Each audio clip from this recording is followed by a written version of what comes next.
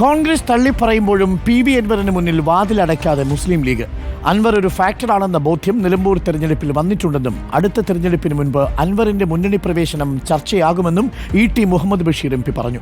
PV അൻവറിനായുള്ള വാതിലടച്ചെന്ന് പ്രതിപക്ഷ നേതാവ് VD സതീശനും ആവർത്തിച്ചു. PV അൻവറിനായി VD സതീശൻ അടച്ച വാതിൽ തുറക്കാനുള്ള ശ്രമത്തിലാണ് മുസ്ലിം ലീഗിലെ ഒരു വിഭാഗം നേതാക്കൾ. നിലമ്പൂർ ഉപതെരഞ്ഞെടുപ്പിൽ അൻവർ കരുത്തു കാട്ടിയതാണ് നേതാക്കളുടെ കണ്ണു തുറപ്പിക്കുന്നത്. അൻവറിന്റെ മുന്നണി പ്രവേശനത്തിൽ PK കുഞ്ഞാലിക്കുട്ടി മൗനം തുടരുമ്പോഴും മുതിർന്ന നേതാവ് ET മുഹമ്മദ് ബഷീർ പറയുന്നത് ഇങ്ങനെയാണ്.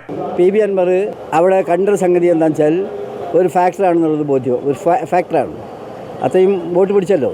UDFന്റെ അടിത്തറ അടുത്ത തെരഞ്ഞെടുപ്പ് ആകുമ്പോഴത്തേക്കും കൂടുതൽ വ്യാപകമാക്കേണ്ടത് ന്യായമായൊരു പൊളിറ്റിക്സാണ്. അതിൽ സമാന ചിന്താഗതിക്കാരായിട്ട് വരുന്ന ആളുകളെ ഏതെല്ലാം വിധത്തിൽ അക്കോമഡേറ്റ് ചെയ്യണമെന്ന കാര്യം ചർച്ച ചെയ്യപ്പെടേണ്ട കാര്യമാണ്. അതേസമയം അൻവറിനെ UDFിലേക്ക് അടുപ്പിക്കില്ലെന്ന നിലപാടിൽ ഉറച്ചു നിൽക്കുകയാണ് VD സതീശൻ. തീരുമാനം UDFിന്റേതാണെന്ന് VD സതീശൻ ആവർത്തിച്ചു പറയുന്നു. അത് UDF എടുത്തൊരു തീരുമാനമാണ്. ആ വാതിൽ അടച്ചു. ഇപ്പോൾ അത് മുൻഗണനയിലൊന്നുമില്ല. ആ വിഷയം നമ്മുടെ മുൻഗണനയിലൊന്നും പ്രയോറിറ്റിയിലൊന്നും ആ വിഷയം ഇപ്പം ഇല്ല.